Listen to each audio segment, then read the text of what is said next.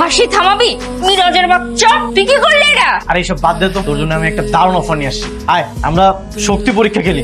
কোনো অফার আমি শুনবো না, তোর সাথে খেলার মুডে আছি আমি। বেরো আমার রুম থেকে, বেরো।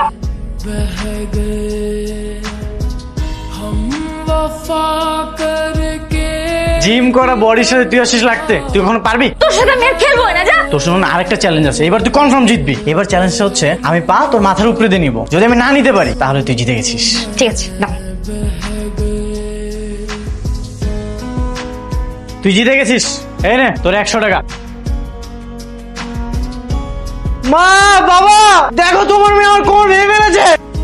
তো এইভাবে একজন ফ্লোরে একজন বিছানায় গড়াগড়ি কথা হচ্ছে। বাবা তোমার ছেলে লাত দিবে না, আমার মাথা ফাটাই দিছে, আমার আরো মনে ভেঙে গেছে। তোর কারণে যে আমার কোমর ভেঙে গেল, তুই তো ইচ্ছা করে কলার খোঁজে ফেলে রেখেছিলি। বেশ খুশি, তোর কোমর কেন, তোর পাও ভাঙানো দরকার ছিল। বাসায় যতক্ষণ থাকি তোদের এই ঝামেলা সারাক্ষণ চোখে পড়ে, বাসাটাতে শান্তি নাই।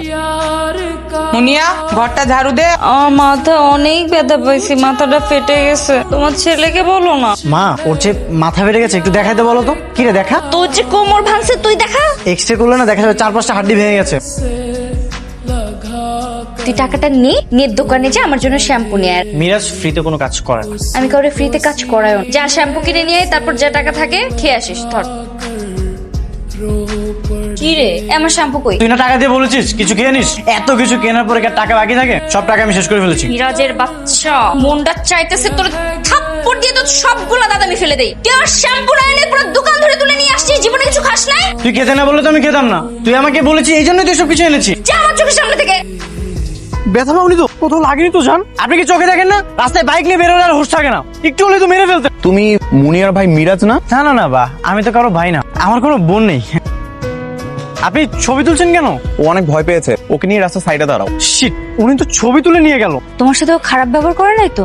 আরে না, তাছাড়া তোমার ভাই বলে বুঝছো, সাথে আবার গার্লফ্রেন্ড ছিল। তা না হলে অন্য কোনো ছেলে হলে ওর ঘাড়ের মধ্যে আমি দুটো দিয়ে দিতাম। গার্লফ্রেন্ড সাথে থাকলে সব ছেলেরা একটু হিরো হিরো ভাব নেই, তোমার মত। খুব পড়াশোনা হচ্ছে। আমার কাছে না স্পেশাল একটা ছবি আছে, 500 টাকা দামের ছবি। 500 টাকা যদি তুই আমাকে না দিস, তাহলে ছবিগুলো বাবা আমার কাছে চলে যাবে। তাদের জানিয়ে দিব তাদের ছেলে কত ভালো। না না না, আমাকে কিছু বলা লাগবে না, টাকা দিচ্ছি। ঠিক আছে, তাহলে আমি আসি। শোন, আমার কাছেও না একটা 1000 টাকার ছবি আছে, এই দেখ। তোর কাছে এই ছবিটা কিভাবে আসলো? কে দিল তোকে? কে দিয়েছে সেটা তো পরের বিষয়, তুই আমাকে 1000 টাকা দে, তাড়াতাড়ি দে। আমি তো তোর ছবিটা ডিলিট করে দিছি। আর এই যে 500 টাকা, এই টাকার অর্ধেক তোর, অর্ধেক আমার। তুমি আমাকে তাড়াতাড়ি 1000 টাকা দাও আর এখান থেকে বিদায় হও।